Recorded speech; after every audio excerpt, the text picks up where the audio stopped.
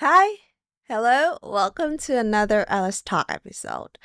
And if you're very new to my YouTube channel, my name is An, but you can call me Alice. Even my colleagues at my company, and as well, like my very close friends, and even the barista at Propolis, which is one of my favorite coffee shops recently, they all call me Alice. People recognize me as Alice more than One, so you can call me Alice. It's just a fun story. So today's topic is gonna be start over again. And today is also the 10th of October, which is my really last day at Lazada. So talking a little bit about my background, I'm currently working as a key account manager at Lazada, one of the, I think, prestigious e-com platform in Vietnam and also like in Asian countries. I worked for Lazada up until now is more than 1 year already, and I decided to really end my employment contract. You gotta find it very fun and exciting if you know that my background, my university background, and my major background is not in e-commerce. I majored in international economics from Foreign Trade University, which I can say a very well-known university in Vietnam. Back in the day when I was in high school, I was very like on the horn of dilemma. I don't know what direction I would go. That is why most of my peers, they all go for Foreign Trade University because it was so so famous. At that time, I also thought that I was very passionate for economics. That is why I chose Foreign Trade University. At first, I applied for the high quality program for the same major, international economics, and I already passed. I took the curriculum certificate as the requirement in order to be qualified for this program. So I thought, okay, I already became an FTUer, but suddenly, I think 2 weeks in advance, before the very university entrance exam, I decided to quit. I decided to quit to apply for the standard program, but for the same major as well. I just had 2 weeks in order to revise the very knowledge of math, literature, and English. My block is block D. Yeah, D1. If you don't know the Vietnamese educational system, we need to really specialize in different blocks. Like block A's is math, physics, and chemistry, like that. So I was in block D, and I just had 2 weeks to revise the knowledge, especially for math. I thought I already passed, so I don't, really put effort into working, into studying anymore. And that was the very moment I figure out I start over again. And that is the one of the milestone in my education process or journey. At that time was 18, and it was so risky because I was so dedicated to be a part of Foreign Trade University that I thought if I didn't really pass the university entrance exam, I gotta say I will I will experience a mental disorder or something. And you know what? In my year 2021, we need to pass, or we need to get 28.5. Yeah, 28.5 out of 30, which was which was a very big deal. A very big score in order to get. So I didn't really think that I can really nail it or make it come true, but I just, went for it. When the results were out, I got 28.9. Yeah, 28.9, which was like quite near to the very bottom score, 28.5. Yeah, and I finally became an FTUer for the standard program in international economic. That was also the starting over again. I mean, the very important starting over again that I can really remember for now. And then I started my 4 years at foreign trade. Actually, just 3.5 years. I took advantage of the summer vacation, to really learn more so that I can really graduate sooner. But another crisis happened when I was in third year because at that time I need to learn the specialized subject.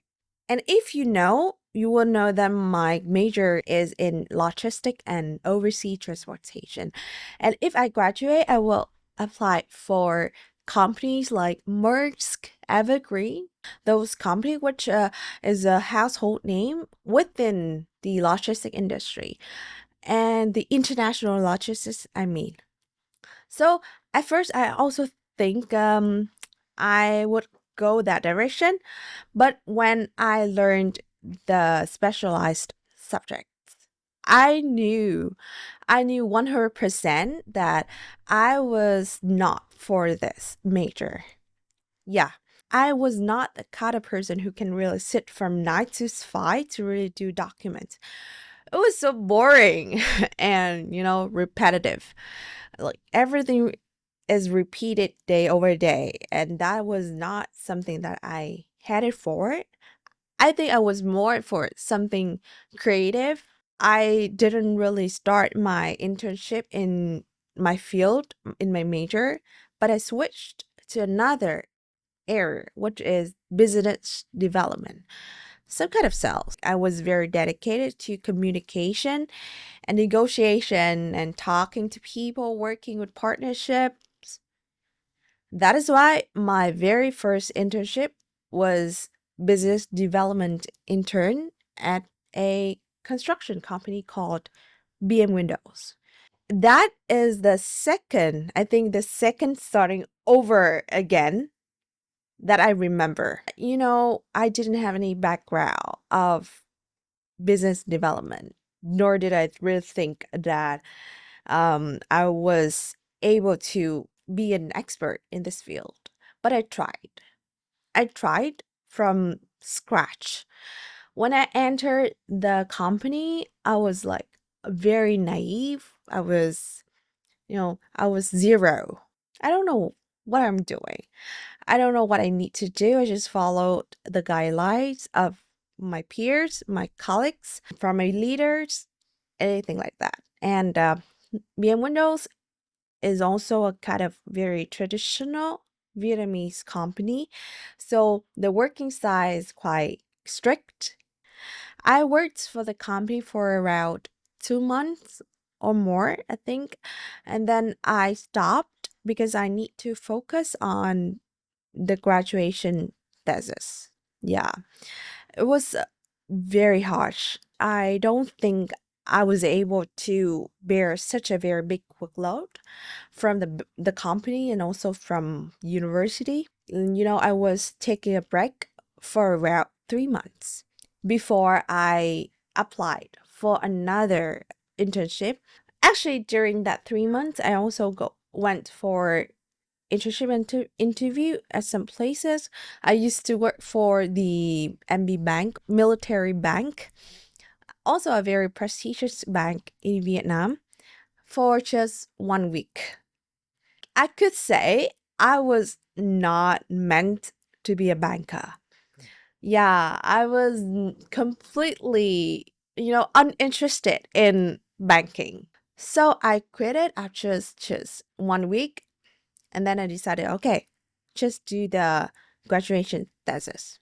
But I think around September 2024, I came across, the job application information for the internship, or we can say l'apprentice, fiscal year 2024 from Lazada. It really caught my attention. I was completely blank when it comes to e-commerce. And I was very curious about this industry. And I applied for the internship through Thread, a very Generation Z platform, not from LinkedIn or any other job application website. It's Thread. I still don't remember, the post that I came across the information, but when I read the JD or the job description, I knew for sure that would apply for this program. I applied for two positions. First is key account management, and second is general operation. But my top priority is still key account management. I know for sure that I want to work with partnership. That is why the CAM, the key account manager, really fits me. So I sent my CV to Lazada, and I passed the CV screening round. I also passed the HR phone call to really get to the face-to-face interview with the managers. But you know what?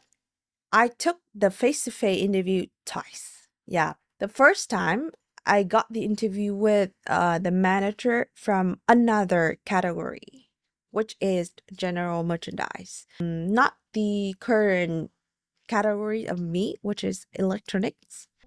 When I really take the first interview, I don't think it was very chilling, relaxing. I mean, because somehow I feel like the manager and also the HRBB, they are very open mindset. I mean, yeah, very open minded, very fun. They made me feel like, okay, I can feel free to talk, to share. And they asked me so many questions like, how do you understand being a key account management? What do you think is gonna be your good points and your room to improve if you become an intern at Lazada or something like that? And it was delivered 7-3, 7 for English and 3 for Vietnamese. But actually I was not very worried about that because I can speak English quite fluently, I would say. Quite.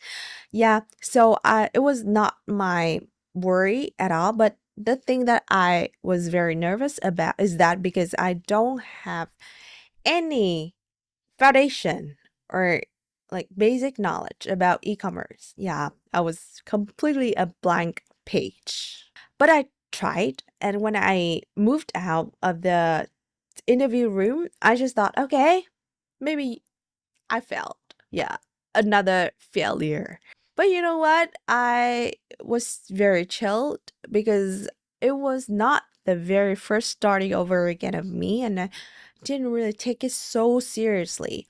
I just tried my best and to see whether I was suitable for ecom or not.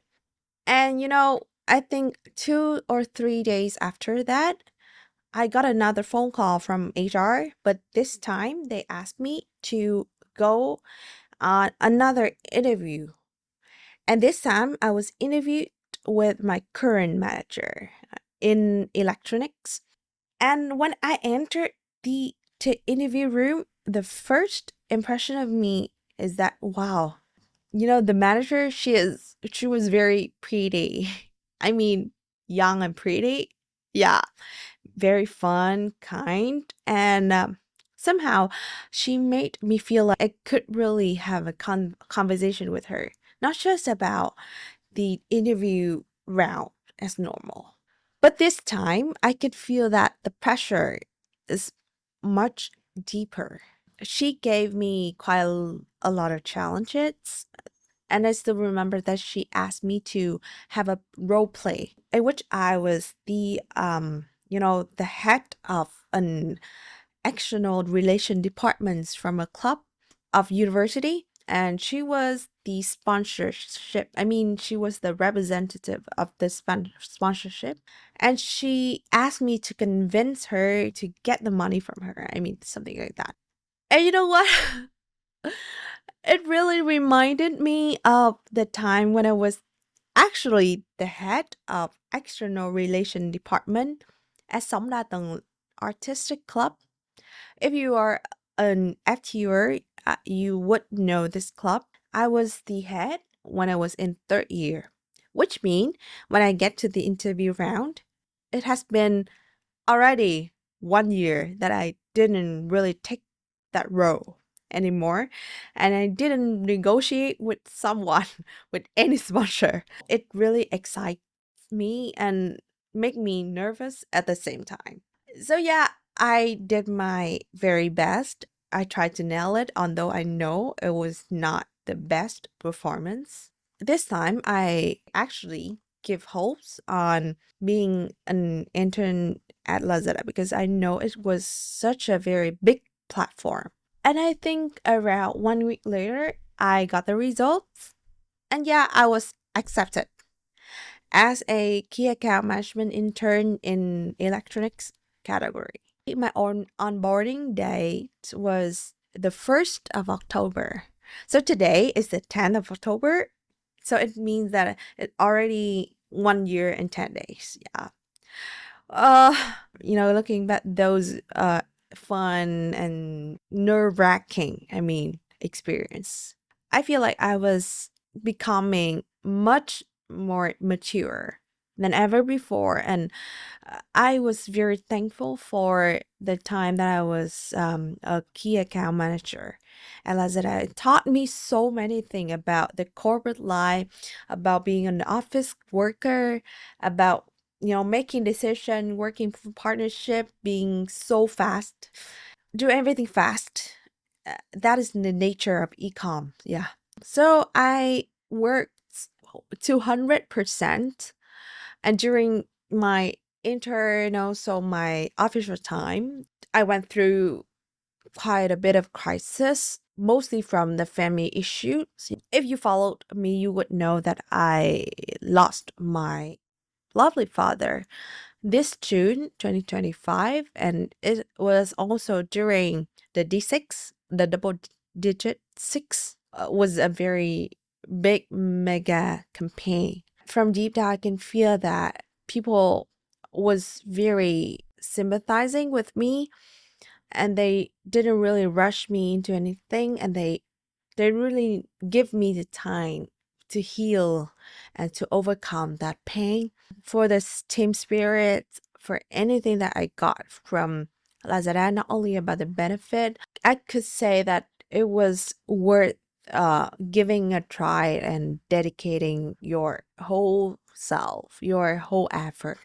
So I know when I mention everything like that, it seems so perfect, right? And you're gonna ask me why why I decided to quit. The very first and foremost reason is that I want to spend more time for my mother. She is in need of me. She is currently completely alone. So yeah, I think she needs to be my top priority for now. And I would assume that you don't know, but I think if you follow me, you would know that I take so much passion for art. I love to sing, although I cannot sing well. I love to dance. I love to act.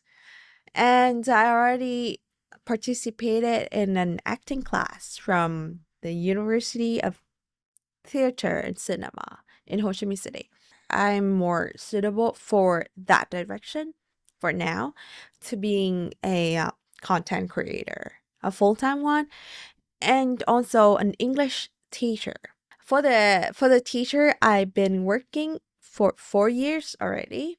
And for the content creator, I take it professionally when I was starting my YouTube. I started to imagine my future life, my lifestyle. Should it be a corporate girl working from 9 to 5, sitting for 8 hours or not? And then, sorry, but the answer is no. I want to take it more like lively. I want to have more experiences, getting known to a lot of people, and having the connection. The real connection with the surroundings. I ended my employment contract at Lazada and took a new beginning, totally different path that people expected from me. Maybe just 1 year ago, I still thought that I would be a corporate girl, being in a corporation, getting career ladder, being promoted, actually thought of it and took it seriously. But throughout my experience so far, I would say it was not for me. Once again, on a horn of dilemma, because the path, the corporate path, it was very stable when it comes to the financial capability, I would say. I just thought, is there anything that I called stable apart from my emotions, apart from my capability, apart from my ability and my confidence in myself? So the answer is no, once again. Yeah, and I couldn't really rely on just one job, one place to survive. I can see a lot of people struggling, although they're having a very good job with a monthly salary, but somehow they still struggle with the financial burden. So, I mean, there's nothing that is called stable. And especially at my age, 22, I still have the health, the time, and the courage. I mean, the most important is courage to get out and to do something weird, awkward, and totally different from, the rest.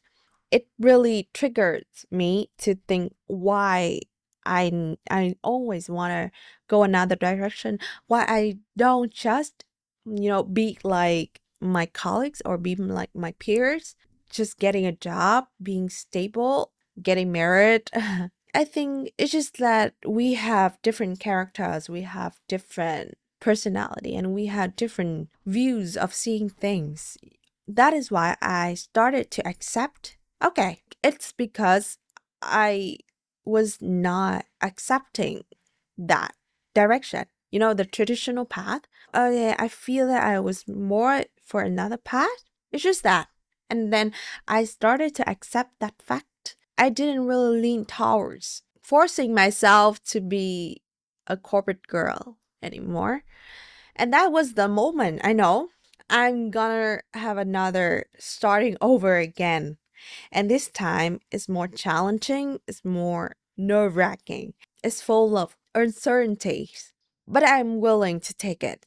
At the end of the day, it's just me who can make the best out of it. Do it scared. I'm currently doing it scared.